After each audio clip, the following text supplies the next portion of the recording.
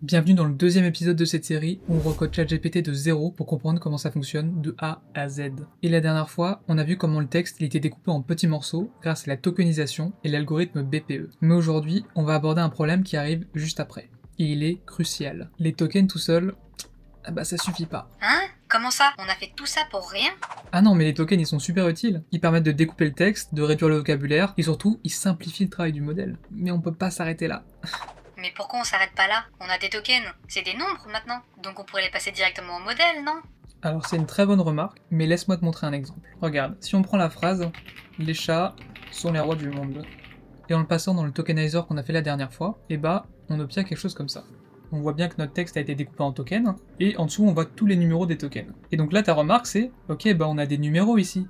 Donc on peut faire des calculs avec, non? Et pas vraiment. Parce que les identifiants que tu vois, ce sont juste des étiquettes arbitraires. Chat a le numéro 2865, mais ça n'a aucune signification sémantique. C'est juste le numéro du token dans la liste du vocabulaire. Et il a ce numéro-là parce que c'est le 2865e token à avoir été ajouté au vocabulaire. Et donc si tu passes ces nombres au modèle, il va essayer de trouver du sens là-dedans. Sauf qu'il y en a pas. Par exemple, le fait que roi, il ait le numéro 3673, et que chat a le numéro 2865, le modèle il en conclurait que roi est supérieur à chat. Ça n'a aucun sens. Si on prend monde 351, techniquement il est plus proche du token lait avec le numéro 87 que de chat qui est à 2865. Donc ce qu'il va en conclure, c'est que monde, il est plus lié à lait que à chat. Mais encore une fois, ça n'a aucun sens. C'est comme si tu essayais de faire des maths avec des numéros de téléphone. Oui, techniquement c'est des chiffres, mais ça a aucune valeur logique. Tu peux faire des différences, des multiplications avec, ça servira à rien.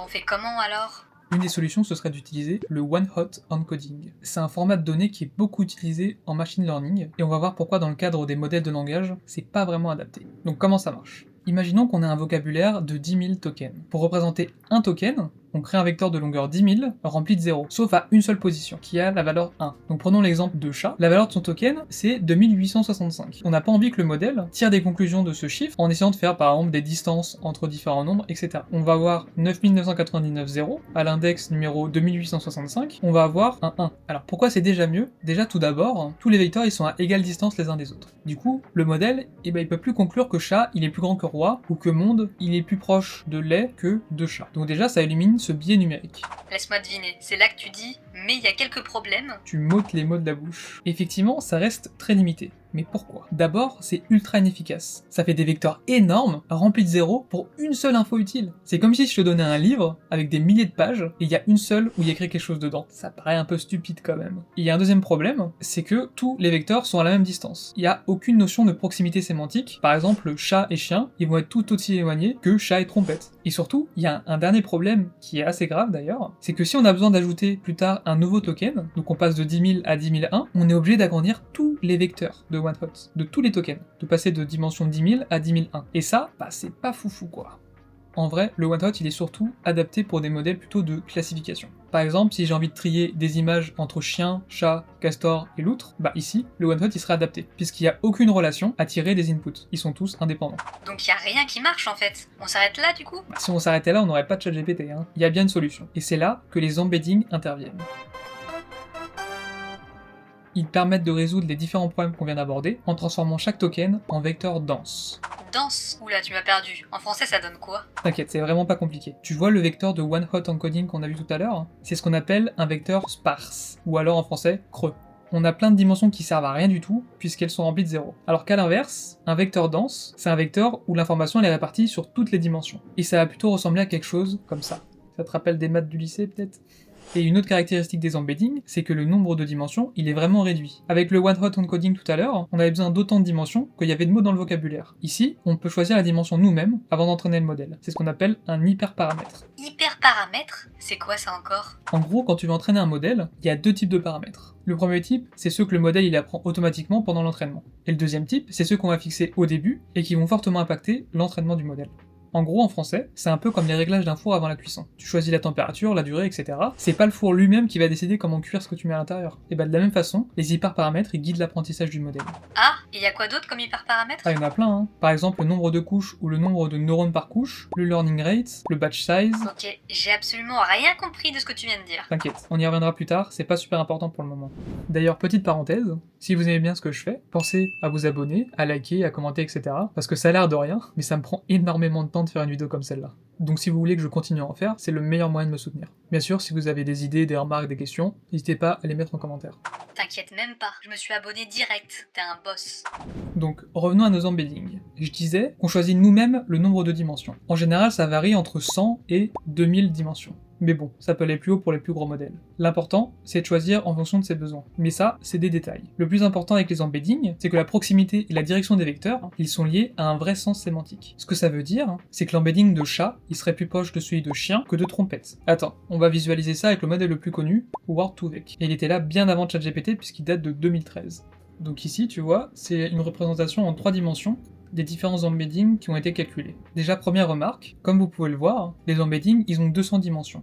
Donc la première question que vous allez me poser, comment on arrive à les représenter en 3D? Alors je vais pas rentrer dans les détails, mais il y a des modèles de machine learning, comme ici le PCA, Principal Component Analysis, qui permet de réduire le nombre de dimensions en conservant un maximum d'informations. Donc c'est avec ce genre de truc qu'on va pouvoir représenter en 3D des choses alors qu'elles ont 200 dimensions. Parce que je peux vous dire que 200 dimensions, ça va être dur à représenter pour le humain. Mais bon, pour l'exemple, on est en 3D et ça sera un peu plus simple à comprendre. Donc si on prend l'exemple que j'ai dit tout à l'heure, cat, et qu'on regarde de quoi il est proche, on voit que le mot le plus proche de lui, c'est dog, dogs, pets, mouse, lovers. Ok, bon, les chats sont reliés aux lovers, pourquoi pas. On peut tester avec plein d'autres exemples. Si on prend le mot intelligence, il est plus proche de artificial, agency, cognitive, etc. En vrai, ce site est assez marrant, et vous pouvez aller le voir vous-même puisqu'il est en description. Donc on commence déjà clairement à voir que les mots ils sont pas regroupés au hasard, et que plus ils vont être proches dans cet espace, plus potentiellement, sémantiquement, ils vont être proches aussi. Mais la force des embeddings, c'est pas que ça, je vais vous montrer autre chose. Alors on se retrouve ici dans le code pour que je puisse vous montrer un petit exemple qui est assez marrant. Donc ici, je reprends pareil un des modèles de Word2Vec de Google, je le charge, et ensuite je vais faire quelques calculs avec les embeddings. Par exemple, si on prend l'embedding de actor, qu'on soustrait l'embedding de man et qu'on ajoute celui de woman, et en fait l'embedding le plus proche ça va être actress. Et un des exemples les plus connus, c'est king moins man plus woman, qui est censé donner queen. Donc comme on le voit, ça marche pas à tous les coups, mais on est quand même pas loin du résultat. Donc s'il y en a qui veulent tester eux-mêmes des petites opérations sur les embeddings, le code il est sur GitHub encore une fois. D'ailleurs, petit aparté pendant que j'y pense, j'ai bien vu tous vos retours et vos commentaires sur la dernière vidéo. Déjà je vous remercie de tous vos retours positifs, ça me fait vraiment super plaisir. Et j'ai vu qu'il y avait pas mal d'entre vous qui voulaient avoir plus de détails sur le code. Et sur comment ça marche vraiment. Alors je sais qu'il est sur GitHub, comme je vous l'ai dit, mais c'est pas forcément super clair juste en allant le lire là-bas, je le conçois. Donc ce que je vais faire, c'est que je vais commencer à faire des lives pour qu'on puisse décortiquer le code ensemble, comment ça marche exactement, et surtout qu'on puisse avoir des sessions de questions-réponses sur les différents épisodes de la série. Et bien sûr, vous inquiétez pas, il y aura une rediffusion qui sera totalement gratuite sur YouTube, donc n'hésitez pas à aller vous abonner sur mon Instagram qui est en description, puisque je donnerai toutes les infos là-bas en story. Allez, on revient à ce qu'on disait. Ah ouais, ça a l'air super fort. Mais comment on obtient les embeddings pour chaque mot? Bonne question. Comme tu t'en doutes, on les obtient pas par magie en espérant très fort que ça marche. Pour obtenir un embedding de chaque mot, on a besoin d'entraîner un modèle sur un très grand corpus de texte. Oui, encore une fois.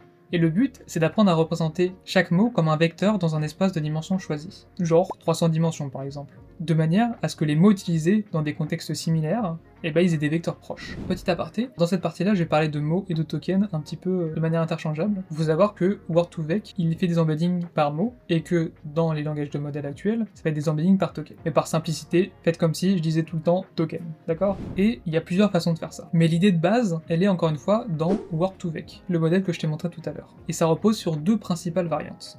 Le premier, c'est CBOW, pour Continuous Bag of Words. Ce qu'on essaie de faire, c'est de prédire un mot à partir de son contexte. Par exemple, si tu as la phrase « Dans le jardin, le chien aboie fort », le modèle, il doit essayer de deviner le mot « chien » à partir des mots contextuels autour.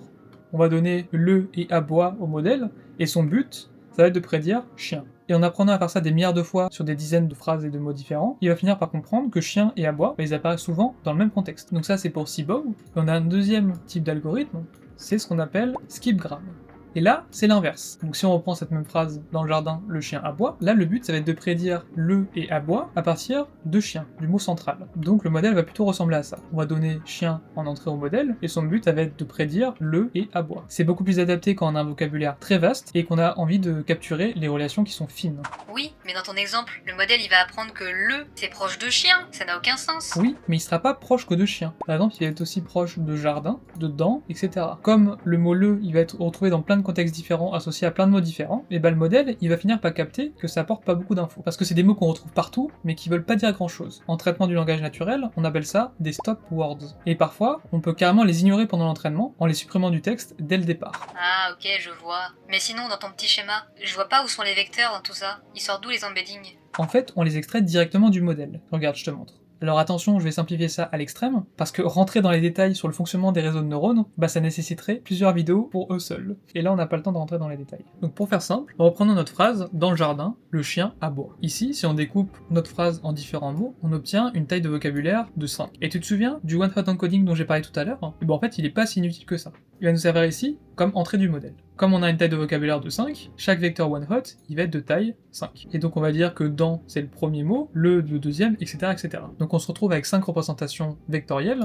de nos différents mots du vocabulaire. Pour reprendre donc le modèle Seabow, ça va ressembler à quelque chose comme ça. Donc on prend le et aboie, on donne leur vecteur one-hot en input, et le modèle, son but, ça va être de prédire le vecteur one-hot de chien. Et pour comprendre comment il fait ça, on va détailler un petit peu qu'est-ce qui se passe dans le modèle. Pour faire simple, le boulot du modèle pendant son entraînement, c'est d'optimiser cette matrice pour avoir le moins de mauvaises réponses possible.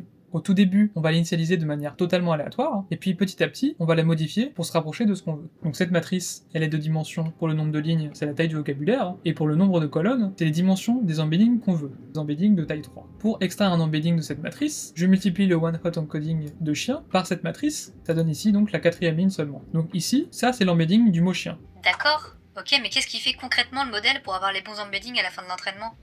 Ok, on va rentrer un peu plus dans les détails. Reprenons l'exemple de tout à l'heure, on va commencer l'entraînement de notre modèle avec la supermatrice du dessus qui est encore complètement aléatoire. Et donc si on prend le et aboie en entrée du modèle, la première chose qu'on va faire, c'est d'extraire leurs embeddings avec cette matrice. Pour l'instant, c'est des versions un peu nazes puisqu'elles sont aléatoires. Et donc une fois qu'on a obtenu ces deux embeddings, on va faire la moyenne et on obtient cet embedding moyen. Et ensuite, le but du modèle, ça va être que à partir de cet embedding moyen, on veut prédire à la toute fin le mot chien. Donc comment on passe de ce pauvre petit embedding à chien? Donc ce vecteur moyen, il va être envoyé dans la couche du réseau de neurones. Son objectif, c'est de prédire le mot manquant à partir de cet embedding moyen qui correspond au contexte. Et donc dans cette couche de réseau de neurones, il y a une autre matrice, un peu comme celle du dessus, mais cette fois-ci, elle est transposée dans l'autre sens, et avec d'autres valeurs bien sûr. Pareil que pour l'autre matrice, elle est initialisée aléatoirement, et petit à petit, à chaque itération de l'entraînement, on va la guider vers des valeurs plus cohérentes. Et donc on va multiplier notre embedding moyen par cette matrice, c'est ce qui se passe concrètement dans la couche du réseau de neurones, et on obtient ce nouveau vecteur. Et ce vecteur-là, je le conçois, il est assez difficilement compréhensible. C'est pour ça qu'on applique par-dessus une fonction qui s'appelle softmax. Alors je te passe les maths, mais l'idée c'est que ça transforme le vecteur qu'on avait auparavant en distribution de probabilité. Qu'est-ce que ça veut dire concrètement? Ça veut dire que la somme des éléments du vecteur, c'est 1, sans compter bien sûr les erreurs d'arrondi, des fois on peut avoir 0,99, des fois 1,01. Et une deuxième propriété, c'est que plus la valeur est élevée dans le vecteur original, plus sa valeur elle va être proche de 1. Et ce que ça veut dire aussi, c'est que plus le modèle pense que c'est la bonne réponse. Donc ici, la valeur qui est la plus élevée à la fin, c'est le troisième. Et donc ça, si on va voir notre vocabulaire,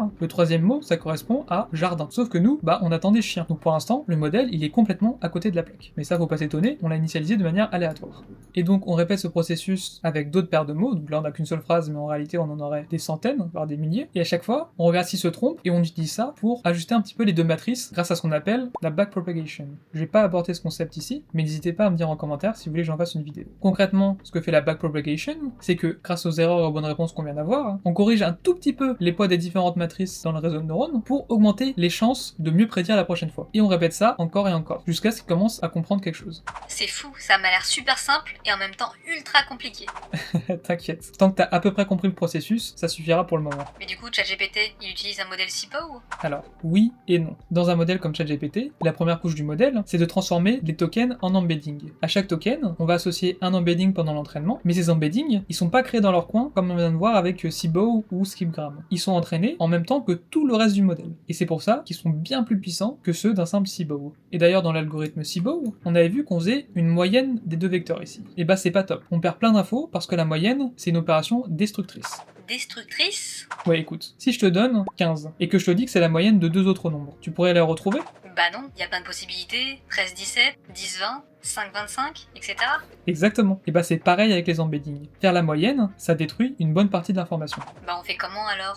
et bah on garde tous les embeddings. On a juste besoin d'ajouter une petite info avant de commencer le vrai travail. Les embeddings positionnels. Concrètement, les embeddings de chaque token, ils vont être traités de manière parallèle et indépendante dans le modèle. Ces embeddings positionnels, ça va leur permettre de savoir où se trouve chaque embedding dans la séquence de tokens qu'on est en train de traiter. En gros, c'est des vecteurs qui sont ajoutés à chaque token pour indiquer sa position dans la séquence. En gros, ça permet au modèle de savoir si un token il est en début, en milieu ou à la fin de la phrase. Parce que sans ça, bah il aurait aucune idée de l'ordre des mots. C'est un peu comme si on numérotait chaque token pour qu'il sache où il en est dans la séquence. Bon, c'est pas aussi simple que ça, mais ce qu'il faut retenir, c'est qu'en plus des embeddings pour chaque token, on va encoder leur position dans la séquence. Ah ouais, c'est bien vu. Mais pourquoi on faisait pas comme ça avant?